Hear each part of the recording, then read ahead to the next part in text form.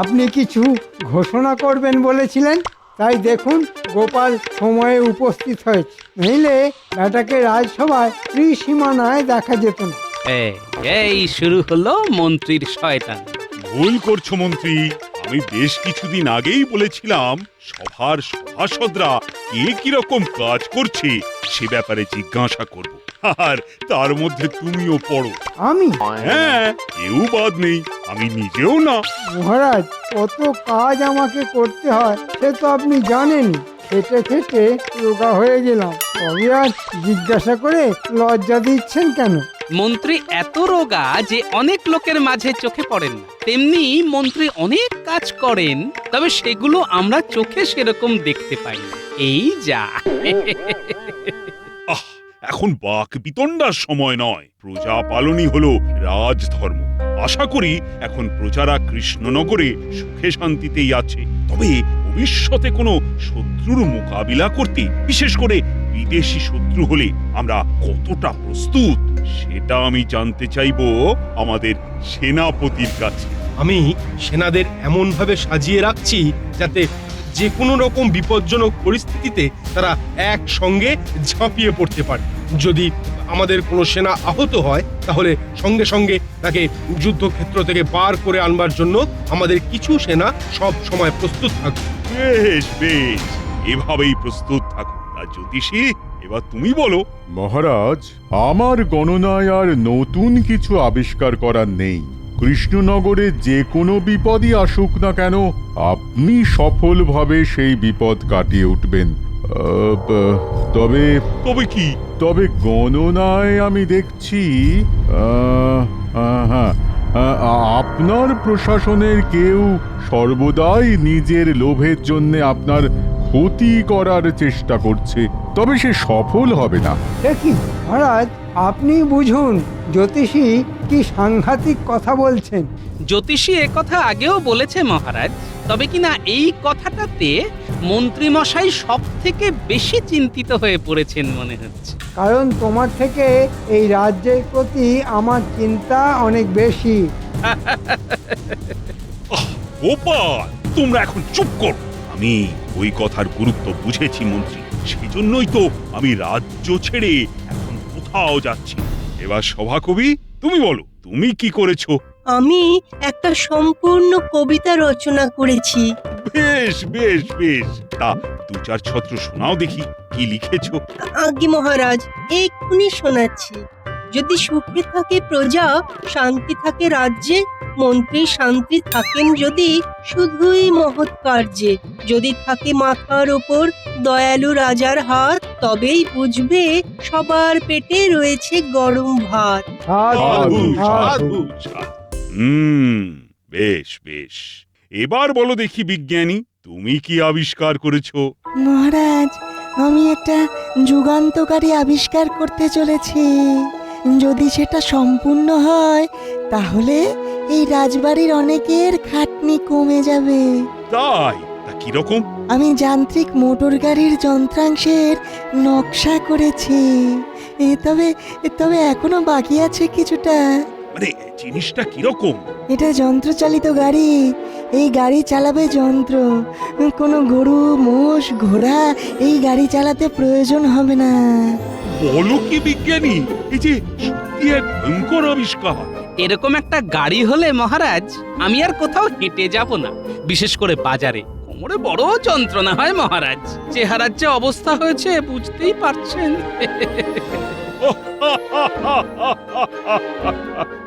বেশ বেশ, আচ্ছা বিজ্ঞানী, তুমি যত শিগগিরই পারো এরকম একটা গাড়ি বানিয়ে ফেলো দেখি। নিশ্চয়ই মহারাজ। ঢং দেখে আর বাঁচি না। তবে একটা জব্বর পরিকল্পনা মাথায় এসেছে। আহ আহ আহ আহ।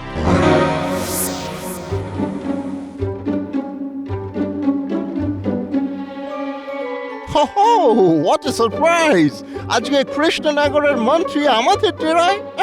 একটা দারুণ খবর আছে, যেটা শুনলে আপনারা চমকে চমচম হয়ে যাবেন। দেখলে রসগোল্লা আর পেলে তো মিষ্টি দই। দেখো, এইসব খেতে আমরা বড্ড ভালোবাসি। তুমি কি নিয়ে এসেছো? না না, এসব তো আপনারা আমাকে খাওয়াবেন। যদি আমি একটা জিনিস এনে আপনাকে দিই। কি জিনিস কি জিনিস? নকশা, যন্ত্রচালিত মোটর গাড়ির নকশা আমাদের বিজ্ঞানী বানাতে চলেছেন। Oh my God, really? এইসব ইনোভেটিভ জিনিস আমরা এক্ষুনি চাই, তবেই তো এখানে বিজনেস করতে পারবো। তোমাকে টাকায় ভরিয়ে দেব, রসগোল্লা, মিষ্টি দই সব খাওয়াবো, শুধু এই নকশা আমাদের চাই। ইয়েস, ঠিক আছে, হয়ে যাবে। সন্ধ্যে বটা ঘটা, তোদের খুব মন দিয়ে কাজটা করতে হবে, কেউ যেন ঘুণাক্ষরেও জানতে না পারে। কি যে বলেন মন্ত্রী মশাই। খুব সোজা কাজ, বিজ্ঞানীর বাড়িতে ঢুকে নকশাটা চুরি করে নিয়ে আসবে। ঠিক আছে ঠিক আছে, আজ রাতেই হয়ে যাবে। সোজা এনে আমার হাতে দিবি। বুঝলে গিন্নি, আমি তো ভাবতেই পারছি না গরু মোষ ছাড়াও গাড়ি চলবে, যন্ত্র নাকি টেনে নিয়ে যাবে। ম্যাগো, এ তোমাদের বিজ্ঞানীদের কি রকম আবিষ্কার, হ্যাঁ? বলি যান্ত্রিক গাড়ি কি ভূতে চালাবে, হ্যাঁ? আহা গিন্নি, দেখাই যাক না কি হয়। তুমি আর আমি ওরকম গাড়িতে চড়ে ঘুরে বেড়াবো। আমি ওই ভূতের গাড়িতে চড়বো না, হ্যাঁ। আহা, তা কেন চড়বে? ও গাড়ির সামনে গরু ছাগল না দেখলে মনে হয় তোমার ঠিক তৃপ্তি হবে না। সে তুমি যাই বলো বাপু, গরুর গাড়ি হলো গরুর গাড়ি, হ্যাঁ। আমার তো বাতের ব্যথায় সেরে গেল গরুর গাড়ির ঝাঁকুনিতে। বোঝো কাণ্ড।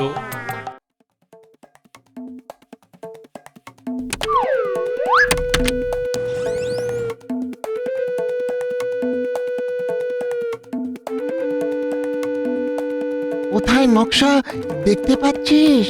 আমি তো কিছুই দেখতে পাচ্ছি না। এই বাপরে, কত যন্ত্র! এই লোকটা পুরো পাগল দেখছি। উনি উনি না হাস্ত পাগল। হ্যাঁ, এখন মনে হচ্ছে ওই মন্ত্রী মশাইও পাগল হয়ে যাবে। এই তো নকশা, বাহ, পেয়ে গেছি। এ তো কিছুই বুঝতে পারছি না। তোর তো বোঝার দরকার কি রে? হ্যাঁ, এই পাগল বিজ্ঞানী বুঝেছে, আর ওই মন্ত্রী মশাই বুঝবে। চ চ চ চ চ। এই যে পুরো নকশা আমার হাতে, এখন আমি দৌড়ে পালাবো। কে কে কে কে কে কে? সাবাস, দারুণ কাজ করেছিস তোরা। তবে বিজ্ঞানী জেগে গিয়েছিল। তাহলে বুঝেছে যে এটা চুরি হয়েছে। তাতে কিছু যদিও হয়নি, আমার যা কাজ তার মধ্যেই হয়ে যাবে। আমাদের আমাদের ওই বাকি টাকাটা? দেখলি তো কত সহজ কাজ, তোরা খালি টাকা চাইছিস। হুজুর, আপনি তো আমাদের ভরসা। সবুর কর, ঠিক টাকা পেয়ে যাবে। দারুণ মন্ত্রী, দারুণ! তুমি খুব ভালো কাজ করিয়াছো। ইয়েস। মাই গড, আমার কাছেও এরকম কোনো যন্ত্র নেই যে তোমার এই বিজ্ঞানীর আবিষ্কার। মন্ত্রী, তুমি দাঁড়িয়ে থাকো, তোমার কাজের পুরস্কার তুমি পাবে। আমরা ব্রিটিশরা কথা দিলে কথা রাখে, তোমাদের মতো নয়। এক ঘোড়া মোহর তুমি আজ পাচ্ছ মন্ত্রী। আপনাদের অশেষ কৃপা। তোমাকেও ধন্যবাদ। বিজ্ঞানীকে দেখতে পাচ্ছি না। মহারাজ, মনে হয় বিজ্ঞানী একেবারে ওই যন্ত্রচালিত গাড়ি করেই রাজসভায় আসবে। মহারাজ, বিজ্ঞানী কিন্তু সচরাচর দেরি করে না। এ কি বিজ্ঞানী, এ কি তোমার অবস্থা? তোমাকে দেখে তো মনে হচ্ছে তোমার একদিনেই 10 বছর বয়স বেড়ে গেছে। আমার সর্বনাশ হয়ে গেছে মহারাজ। সর্বনাশ? কি সর্বনাশ? কে করেছে তোমার সর্বনাশ? কে করেছে মহারাজ বলতে পারবো না, তবে সর্বনাশের কারণ হলো আমার যন্ত্রচালিত গাড়ির সম্পূর্ণ নকশা চুরি হয়ে গেছে। সে কি? কাল রাতে আমার বাড়িতে চোর এসেছিল। হ্যাঁ, তারা এসে আমার নকশা চুরি করেছে। হ্যাঁ, সেই চোর দুটোকে তুমি চিনতে পেরেছো? রাতের অন্ধকারে আমি ভালো বুঝতে পারিনি মহারাজ। সারা রাত ধরে আমি খালি ভেবেছি আমি কি করব। ঠিক আছে, ঠিক আছে বিজ্ঞানী, তুমি এখন বসে আগে বিশ্রাম নাও। একটা কথা তোমাকে বলি, যে অন্যের ক্ষতি করে বা চুরি করে আমার রাজ্যে কিন্তু কেউ পার পায় না। নির্ভুল মহারাজ, এটা আপনি ঠিক কথা বলেছেন। এমন ভাবে গোপনে কাজটা সেরেছি, আপনি কেন কাকপক্ষীতেও টের পাবে না। আমি এই নকশা চুরির তদন্তভার গোপালের হাতে দিতে চাই। কি গোপাল, তুমি রাজি আছো তো? রাজি মহারাজ। আপনাকে আপনাকে অনেক ধন্যবাদ মহারাজ। মাফ করবেন মহারাজ, কিন্তু আপনি গোপালকে কি করে এত বড় একটা গুরুত্বপূর্ণ কাজের ভার দিলেন তা জানতে পারি কি? যেখানে ও এত মোটা, দিনের পর দিন খেয়ে খেয়ে আরো বড় ভুঁড়ি করছে, সেখানে আপনি আমার মনে হলো গোপাল পারবে, তাই। কি করে পারবে মহারাজ? তদন্তের কাজে কত এদিক ওদিক দৌড়ে যেতে হয়, সেসব কি গোপাল পারবে? ওর তো নড়তে চড়তেই 6 মাস। তাও ভাগ্য ভালো বলনি যে আমার 18 মাসে বছর। ঠিক তাই, তোমার সম্পর্কে সেটাই বলা উচিত ছিল। মহারাজ, আপনি আমার চেহারা আর গোপালের চেহারার একবার তুলনা করুন। আমি কত পাতলা, কত জোরে দৌড়াতে পারি, আর গোপাল। মন্ত্রী, আমি গোপালকেই এই তদন্তের কাজে উপযুক্ত মনে করছি। এই নিয়ে আর কোনো কথা শুনতে আমি পছন্দ করছি না। আমার আর কি, আমার যা মোহর পাবার হয়ে গেছে, সেই সব নিয়ে আমি এখন আনন্দে থাকি। মন্ত্রীর নিশ্চয়ই কিছু বাজে মতলব আছে, ওকে একটু চোখে চোখে রাখতে হবে। কে হতে পারে নকশা চোর? চোর সব ছেড়ে বিজ্ঞানীর নকশা চুরি করলো কেন? না, এখানে চোরদের ওপরেও বড় কোনো মাথা কাজ করছে বলে মনে হচ্ছে। নাতি নাতনিদেরও একটু বলে রাখা দরকার, সবাইকে সতর্ক করতে।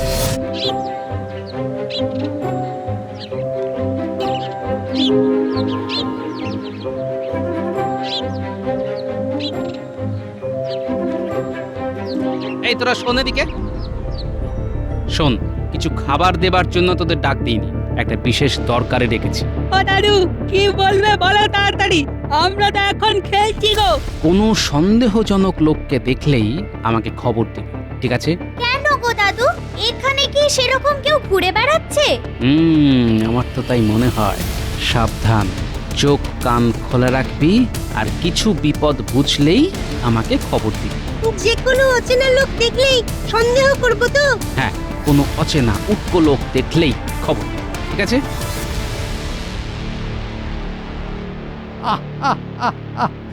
ভাবা যাচ্ছে না যে গোপাল এসেছে আমার বাড়িতে তদন্তের কাজে। সেরকম হলে তদন্তের কাজে আমাকে রাজার কাছেও যেতে হতে পারে। ভালোই আছো গোপাল, হ্যাঁ? তদন্তের কাজে এদিক ওদিক মনের আনন্দে ঘুরে বেড়াচ্ছ, সে কাজের কাজ হোক চাই নাই হোক। মন্ত্রী মশাই, আপনি এত সুন্দর জিনিস কোথায় পেলেন? এ তো আমাদের দেশের তৈরি বলে মনে হচ্ছে না। এটা আপনি কোনো বিদেশির কাছ থেকে কিনেছেন নাকি? হ্যাঁ, আমার এক বন্ধু আমাকে দিয়েছে। বাবা, এত দামি জিনিস আপনার বন্ধু এনে দিয়েছে? কে সে? সবাইকে কি তুমি চিনবে নাকি? আপনি এটা কবে কার কাছ থেকে পেয়েছেন? আর ওই সুন্দর কলসিটা? ওটাও আমার এক বন্ধু দিয়েছে। সে কি কোনো বিদেশি বন্ধু? রাজ্যের মন্ত্রীকে জেরা করতে গেলে মহারাজের কাছ থেকে নির্দেশপত্র আনতে হয় গোপাল, এটা কি তোমার জানা আছে? বিলক্ষণ, আমি তো জিজ্ঞেস করলাম, তাতেই আপনি ভারী চিন্তায় পড়ে গেলেন দেখছি। আচ্ছা, এখন চলি।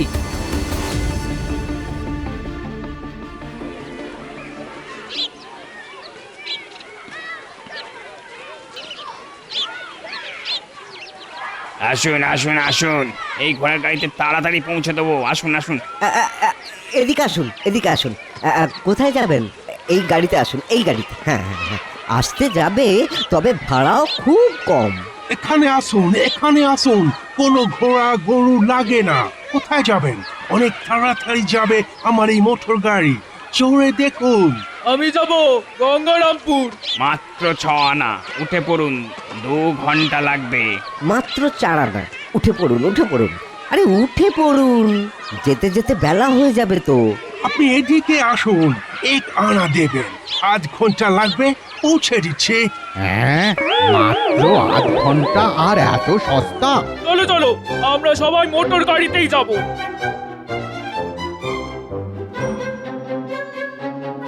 না, এই বিহিত করতেই হবে।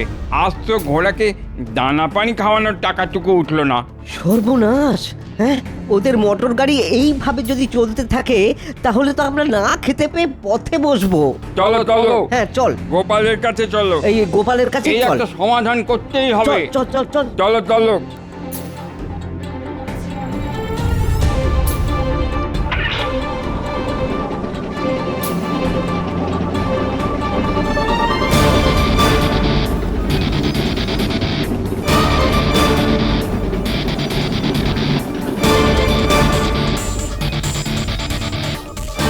কি ব্যাপার, তোমরা এই সময় সবাই মিলে আমার বাড়িতে? আপনি কিছু একটা করুন, নইলে আমরা পথে বসবো। সবাই মোটর গাড়ি করে চলে যাচ্ছে, আমাদের গাড়িতে কেউ উঠছে না। মোটর গাড়ি? সেটা কোথা থেকে এলো? আগে ওই গাড়ি ইংরেজরা চালাচ্ছে, আর ওই গাড়িতে গরু ঘোড়া কিছুই লাগে না। আমরা যে পথে বসবো গোপাল ভাই। ইংরেজরা মোটর গাড়ি চালাচ্ছে? ও ও গোপাল ভাই, ও ও গোপাল ভাই, কিছু একটা করো, হ্যাঁ, না হলে আমাদের ওই না খেতে পেয়ে ওই মরতে হবে। কিছু একটা করো, কিছু একটা করো। তোমরা কিচ্ছু চিন্তা করো না, আমার কাছে যখন এসে পড়েছো তখন এর সমাধান হবেই হবে। তোমরা এখন নিশ্চিন্তে যাও। অনেক আশা নিয়ে ফিরছি গোপাল ভাই। একদিকে বিজ্ঞানীর নকশা চুরি হলো, আর একদিকে ইংরেজরা মোটর গাড়ি নামিয়ে দিল। বুঝেছি, এ দুয়ে দুয়ে চার না হয়ে যায় না।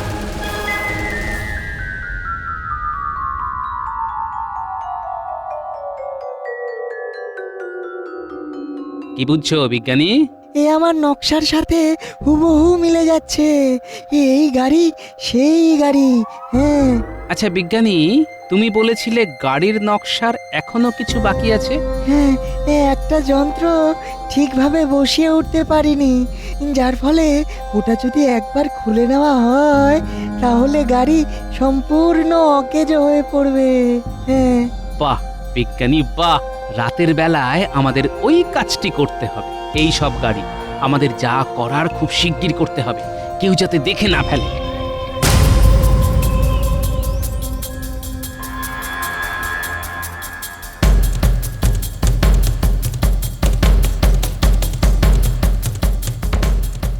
আমাদের কি করতে হবে? বুঝেছি।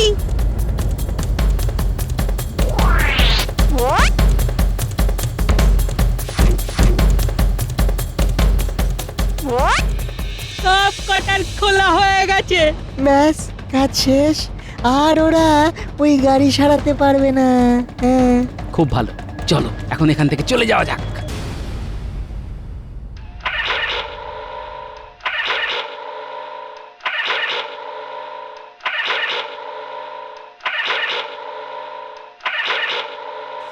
এইসব কি? মাই গড, গাড়িটা সব খারাপ হইয়া গিয়াছে। ইহা মন্ত্রীর চালাকি। উহাকে হয় গাড়ি সারাইয়ে দিতে হবে, নয় আমাদের মোহর ফেরত দিতে হইবে।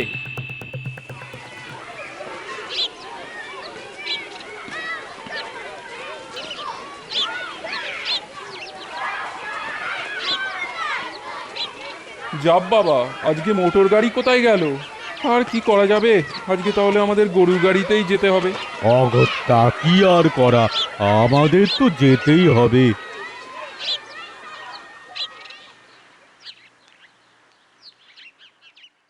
এখানে দাঁড়িয়ে কিছু হইবে না, চলুন চলুন সবার মন্ত্রীর বাড়িতে। আমাদের টাকা না দিলে আমরা শুট করব। ইয়েস, ও আমাদের চিট করিয়াছে, আমরা উহাকে দেখিয়া লইব।